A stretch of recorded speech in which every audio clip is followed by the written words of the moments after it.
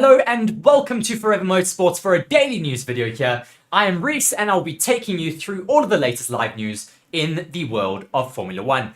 Just going over some of the latest stuff that we have here today. Going from our title, Jessica Hawkins is to become the first female Formula One test driver in 5 years. The Aston Martin Formula One team have confirmed that their driver Ambassador Jessica Hawkins completed a test for them last week, becoming the first woman to drive a modern Formula One car in almost 5 years. The 28-year-old drove 26 laps of the Hungaroring in Budapest last Thursday in the Aston Martin 21 car. The team's race car from 2021 was the car that Hawkins went around the track in. Hawkins is a former British karting champion, a podium scorer in W Series, and has worked as a stunt driver on a James Bond film. She is currently preparing to support the team's entry into Formula One's all-female series, the Formula One Academy, next season, when all 10 teams will have a representative driver and run a car in their livery. Hawkins prepared for the test on the Aston Martin simulator, and the team's evolution program director, Robert Sattler, said she had an excellent run in Hungaroring. Getting to drive the Aston Martin 21 has become a dream. Getting to drive the Aston Martin 21 has been a dream come true for me, and one I've been ready to fulfill for a long time, Hawkins said. I'll keep pushing for more, and in the process, I want to inspire other women and let them know that they should follow their dream no matter what it is. Formula One has not had a woman start a Grand Prix since Leila Lombardi raced in Austria in 1976. She and Maria Teresa de Filippis are the only two women to have raced in Formula One since the championship began in 1950. The last woman to test a Formula One car was Colombian driver Tatiana Calderon, who was the test driver at Sauber and drove their car in Mexico in 2018. The all-female W Series folded after only 3 seasons in 2022, due to a lack of financial backing, but the Formula One Academy, formed and backed by the sport's owners, has declared its target of building a long-term route through the feeder series to bring a female driver into Formula One. It is hosting its debut season next year. However, the Academy's managing director, Susie Wolff, Toto Wolff's wife, has warned it could take as long as a decade to bring a female Formula One driver into the sport. Next year, the series will join the Formula One calendar as a support race. So that's very exciting to see that Jessica Hawkins did get to do a test in the Aston Martin car. We'd like to see more female Formula One drivers making their way into the sport. Of course, do be sure to go and vote in that poll that we currently have. Asking guys, would you like to see a female driver on the Formula One grid? Currently that poll is saying yes on all the votes. I don't see why we wouldn't want to have a female driver in Formula One. I think it's really, we just want all inclusivity in the sport. We want to get more people coming in. I think it's really exciting to have had, of course, a female Formula One driver finally getting back into a Formula One car. It's been 5 years too long, might I add. I think it's really exciting, and hopefully we do get another female Formula One driver in the near future in a Formula One team. So moving on to the race that we had over the weekend. For those of you who may not have wanted to wake up at about 4 a.m. in the morning throughout all the practice sessions, and then of course the race was at 7 a.m. Here is a little bit about that race for you. Alex Albon has said that 5-second penalties are not teaching Formula One drivers anything. Alex Albon has said that the Formula One driver's standard 5-second time penalty for causing collision is not strict enough and not really teaching the drivers anything. The Williams driver's comments came in the wake of an incident late in the Singapore Grand Prix when he was knocked into a spin by Sergio Perez, costing him a points finish. In Japan last weekend, Albon had another close call with Perez, and was then a witness to the Mexican driver punting Kevin Magnussen off the road in what the Haas driver called a shitty move. The Red Bull driver received 5-second penalties for both of his incidents, having been deemed predominantly to blame for both collisions. However, in Singapore, the added time made no difference difference to his 8th place finish. And in Japan, Red Bull had initially retired his car, only to send it back out so Sergio Perez could go through the motions of serving the penalty and not have to take a grid drop at the next race in Qatar. Albon believes that lack of consequences is not a deterrent for risky moves. In turn 11, he did the same thing again to me on track day. On track today, said Albon when asked by Motorsport.com about Perez's repeat offences in consecutive races. I avoided it, said Albon, and then he did it again to Kevin.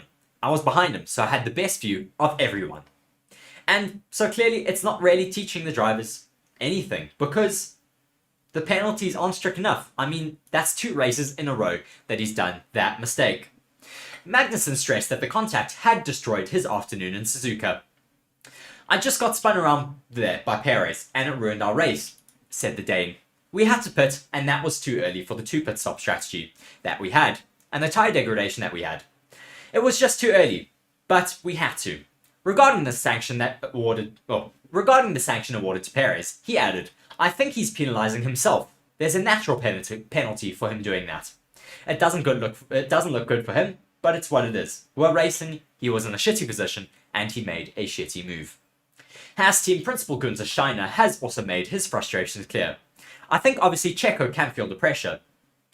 You know which pressure he feels, and these things can happen. He already had a penalty before he hit us. I don't know exactly what he did under the yellow, but he did break the rules.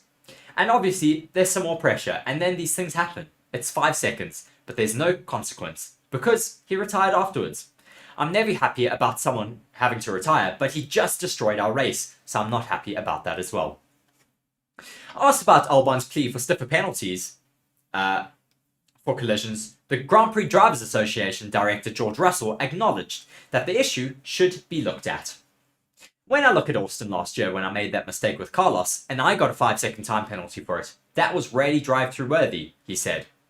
And it's difficult, because we always say that we shouldn't judge the consequence of the incident, but sometimes you need to judge the consequence of the incident, so I'll need to review.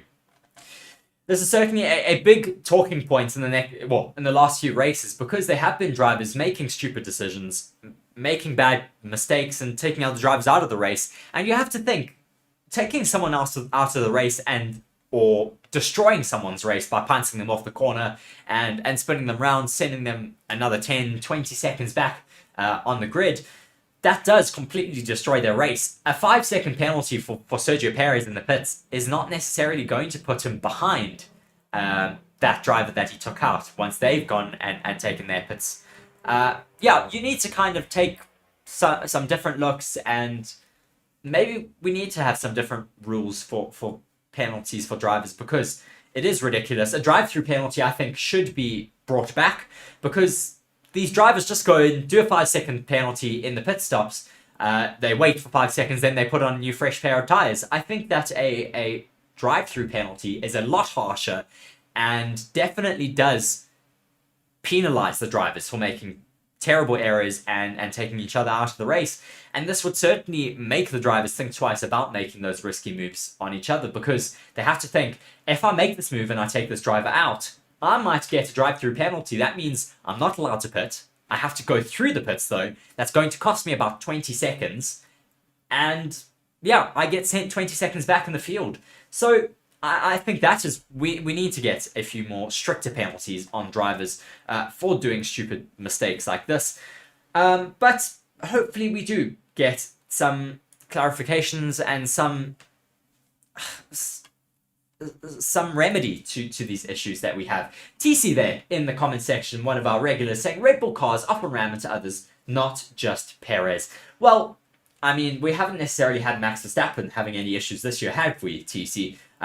There's been a comparison that I'll try and find it on Twitter, but it was a very interesting F1 drivers crash total. So just to look at what I was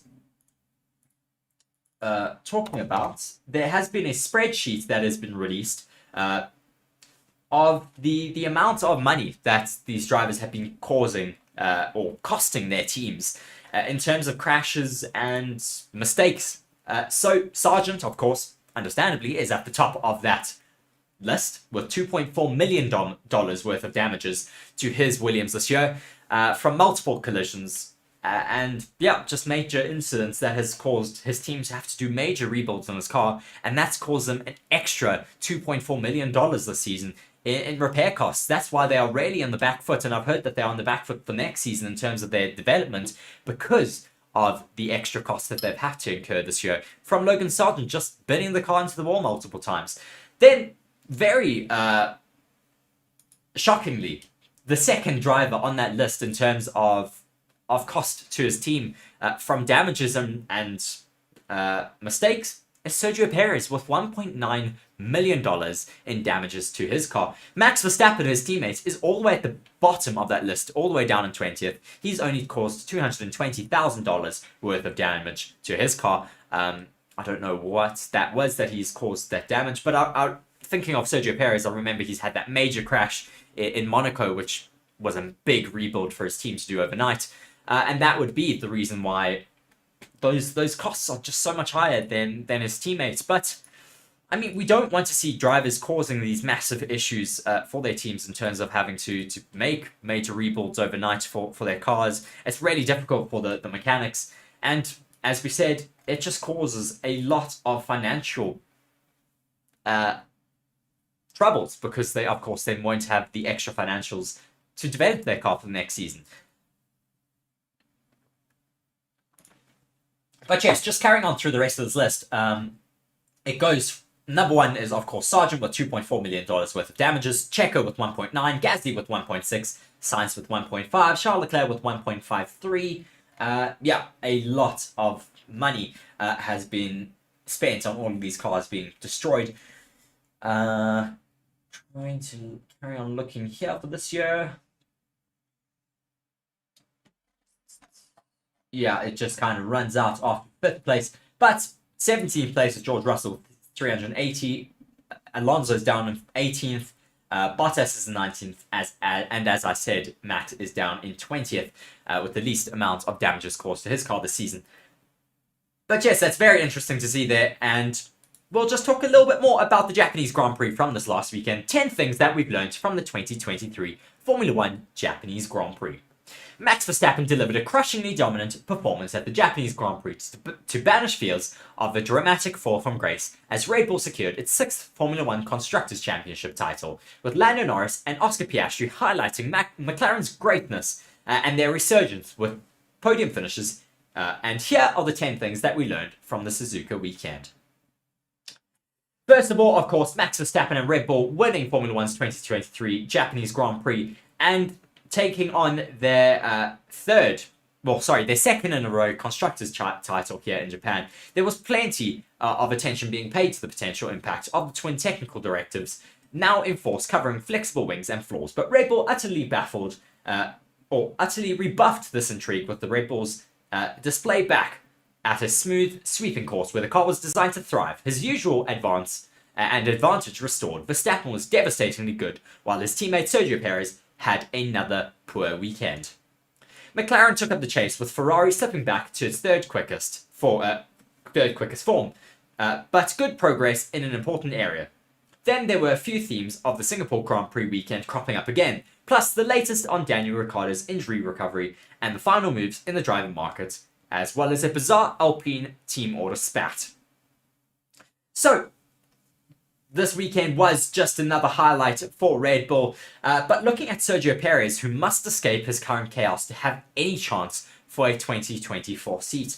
While Verstappen was untouchable in qualifying, it was still a shock that Red Bull didn't lock out the front row. Such was the RB19's prowess in the sweeping technical opening sector here.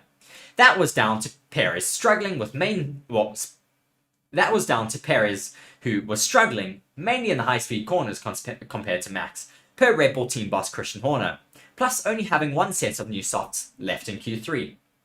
Then, in the main event, Perez's slightly slow getaway undid his race as the pack pinching left towards the racing line.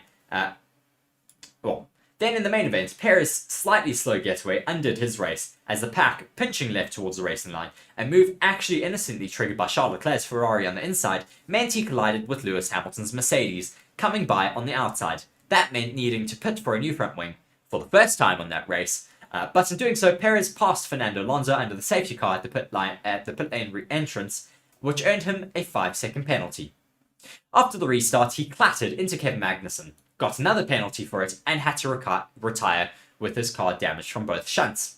Then there were the stunning scenes of Red Bull sending him back out to serve his penalty for the Kevin Magnussen shunt via a rules loophole, which was canny thinking from the team, but only served to be the highlight of Perez's awful race. It was certainly really interesting to see Sergio Perez retire from the race, get out the car, and then we saw a bit of scuffling and movements in the Red Bull garage, and we saw Perez getting his helmet back on, and we were thinking, what the hell is this for? And then it kind of ticked over in our brains, maybe he's trying to come back out so that he can serve those penalties so that he doesn't get a grid drop in Qatar next race weekend out. And that's what he did. It was really funny, though, to see Max Verstappen coming in for a pit stop, and then the camera panned from Max Verstappen doing his pit stop to Sergio Perez back in the pits. We thought, this feels a bit like practice, but it wasn't. It was a race on Sunday. Disappointing for Sergio Perez, of course, to have to retire from the race, just due to him having a really, really tricky day out there and just not having good form at all. But drivers having some great form this weekend was Piastri and Lando Norris. The top draw of Piastri still needs to catch Lando Norris in one critical area. In his rookie campaign, Piastri has already shown enough Formula 1 quality to earn a long stint in the championship. But there was more excellence on display at Suzuka. The track's fast corners may favour McLaren's strengths, but it's still a tough challenge, with little different from battles here of old. And Piastri, who shone in qualifying to head even a teammate as rapid, to head and even as a teammate as rapid as Norris. At the start, he briefly challenged Verstappen before hitting a wheel spin, which meant Norris could plunge into Verstappen bothering position for turn 2. Piastri had the fortune of the virtual safety car coming on while he was pitting for the first time, which meant he repassed at Norris's first pit stop. But inferior practice or pace on tyre management settled down, and they were both running hard, meant Norris came back up behind and was waved through after some discussion. This became a 17-second gap at the finish to Max Verstappen, which left Piastri feeling he needed to improve on the tyre management. This was from Piastri to Lando Norris, and just pace at certain points of the race was not strong as he would have liked. He added after scoring his first podium in Formula 1. The first stint, it felt like everyone was just driving extremely slowly, and then when I tried to do a push a bit more on the tyres, it didn't really let me go much faster. So a few things to work on there. Looking at Ferrari, though, after this weekend, who had a stunning showing, of course, in Singapore, Ferrari's tyre degradation weakness really does look better, though, with Charles Leclerc shining in Suzuka. After being outshone by his teammate Carlos Sainz since the summer break, Leclerc was rather struck by bad luck, and being the lead driver for Ferrari across the Japanese Grand Prix weekend sessions were all that matters. His race pace, all while stopping relatively early given the undercut's power here, meant that he was at times in range to threaten Piastri. Leclerc actually thought he was racing for a podium at one point, after mistaking the hobbled Perez for Verstappen around the virtual safety car. But the result of fourth, on a track not suited to the SF23 and the hot conditions around Suzuka, as well as the track surface combination, represents an excellent result overall, after he'd headed Perez into qualifying too. Leclerc felt another weekend like this is good in a way because it confirms exactly what we've understood in the last few races. Regarding improving on tyre life, Ferrari's major weaknesses in the season's early phases were, of course, their tyre degradation. Team boss Fred Vasseur actually felt we were probably a bit too conservative on tyre management compared to McLaren. All of which is encouraging for Ferrari's future on weekends where Red Bull and others are at full strength. Mercedes also had a bit of a tough weekend out in Japan. DRS defense tactics don't always work out, as Mercedes discovered here. Sainz's handing Norris DRS to help their positions at the end of Singapore's race was again in mind during the closing stages of Suzuka. This time with the Mercedes pair trying to replicate the tactic of Sainz bearing down. this time with Mercedes pair trying to replicate the tactic and Sainz bearing down.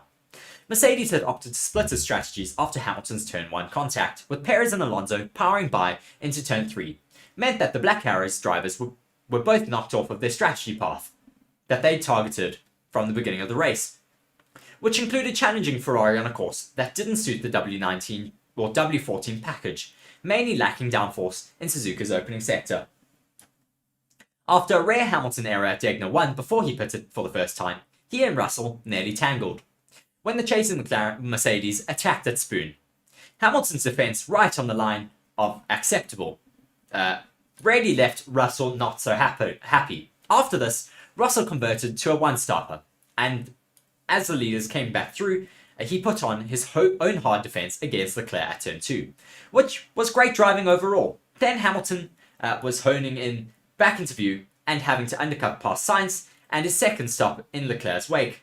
His pace revived.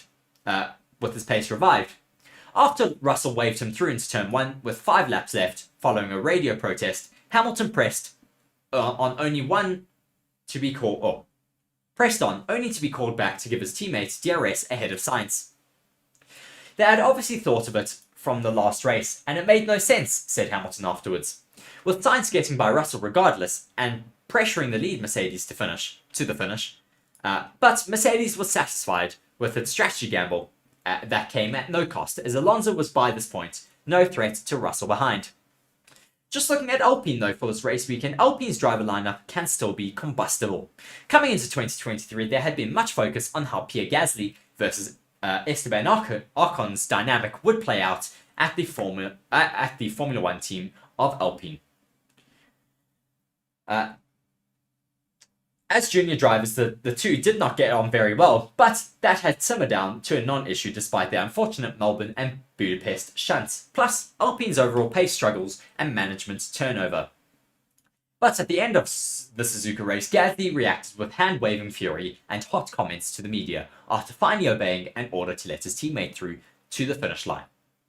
This had followed Ocon being involved in the Alexander Albon-Valtteri Bottas turn 1 clash and having to stop for his own repairs before putting in a long recovery drive on an effective one-stopper with 2 lengthy stints on the hards.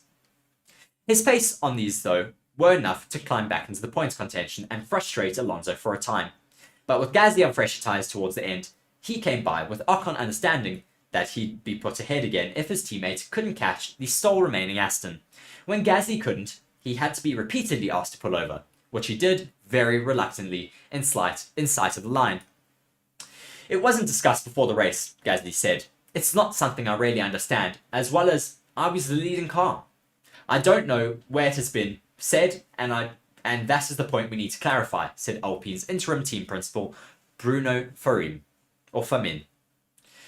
Yeah, very, very interesting. Of course, going into this race weekend, AlphaTauri closed up their 2024 driver market seats, with them confirming Tsunoda and Daniel Ricciardo lining up on their driver lineups for 2024. Ahead of qualifying for the Suzuka race, AlphaTauri announced that it would retain its regular lineup of Tsunoda and the injured Daniel Ricciardo for 2024, the latter only being promoted to Faenza and Bicester-based team's roster for the pre-summer break Hungarian Grand Prix at the expense of Nick de Vries.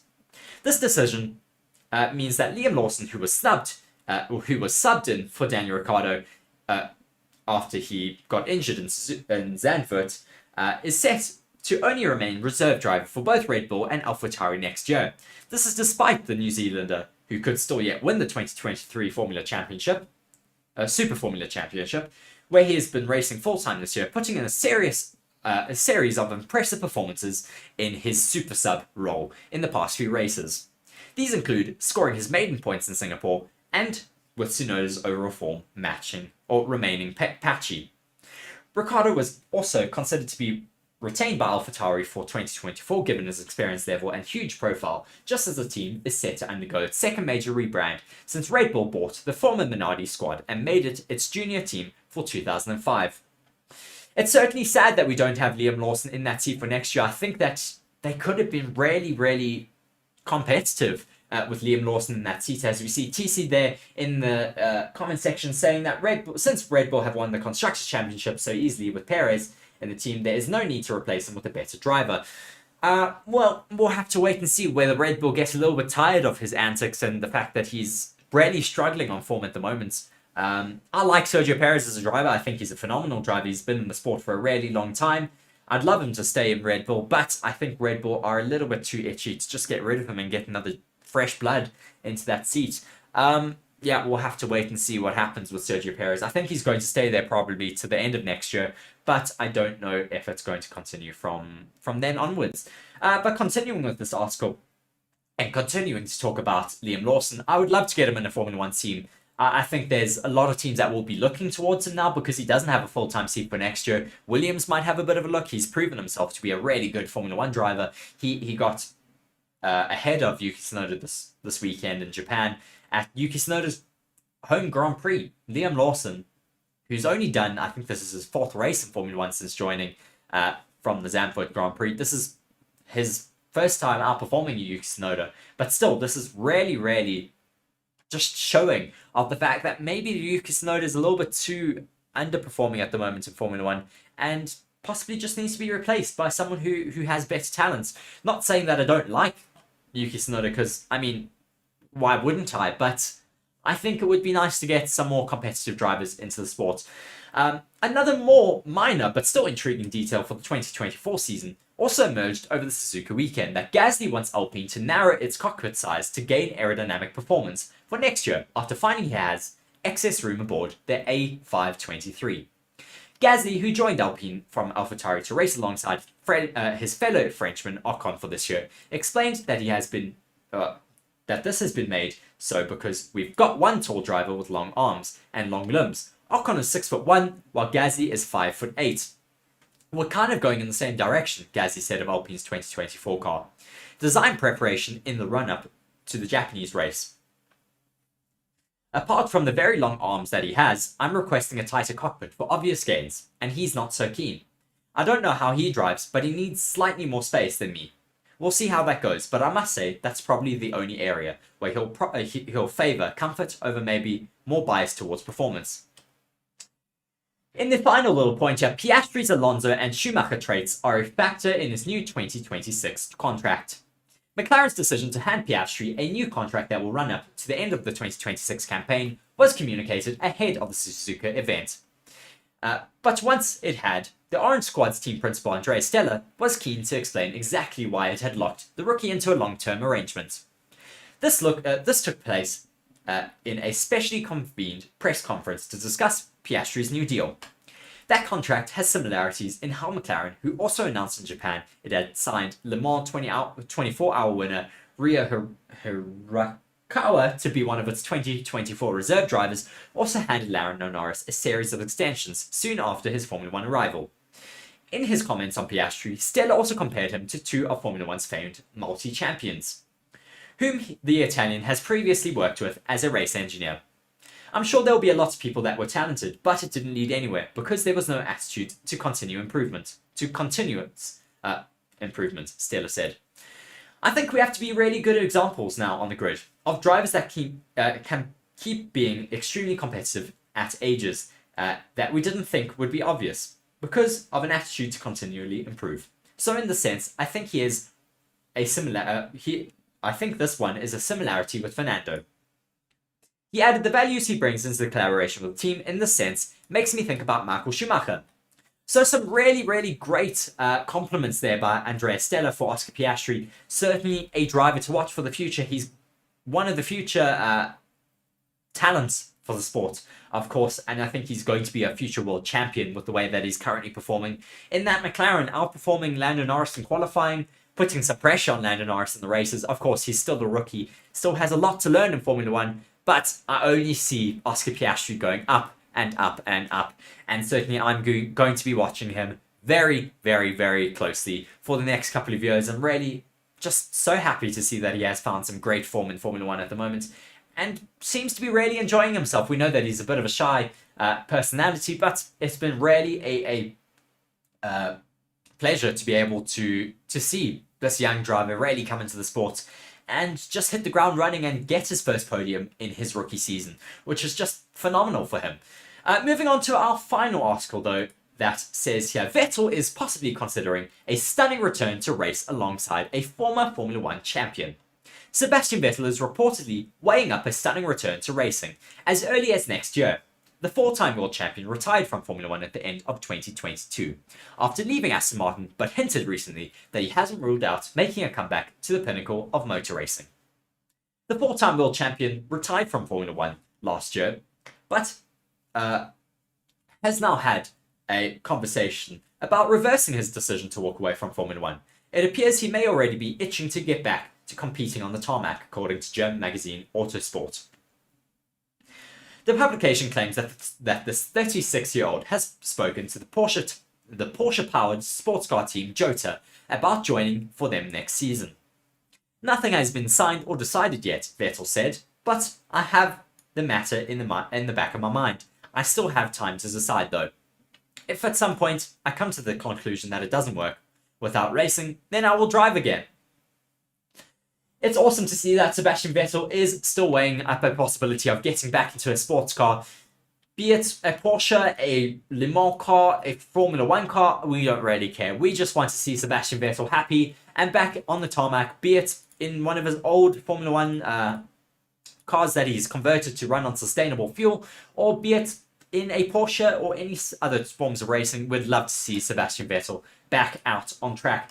Shelby Covey saying this is incredible. She may not be on the grid, but having a female in the car is great for the sport. I agree with you, Shelby. It's so exciting to have the possibility of Jessica Hawkins getting into Formula One with this test from the Aston Martin team. Of course, it's really difficult to get a female into the sport, unfortunately, but it would be phenomenal to get a female driver back onto the grid. We've had two in the past. We haven't had another one in ages in Formula One. We've had a test driver about 5 years ago for, I think it was Williams. But since then, it's really been no one that's come into Formula One from the female feeder series. We haven't seen anyone from W Series testing with Formula One teams, other than Jessica Hawkins, of course. But yes, that is it for me here today. TC saying, I don't get why Vettel is coming back. What's wrong with the time on the beach? Well, I don't think he's coming back to Formula One, but just motor racing in general. I think it would be great to see him just enjoying his time in any sort of Formula race, or motor racing, that is. But yes, once again, that has been it for me here, Reece, on Forever Motorsports for our daily Formula One news wrap-up. Thank you very much for joining me. Cheers.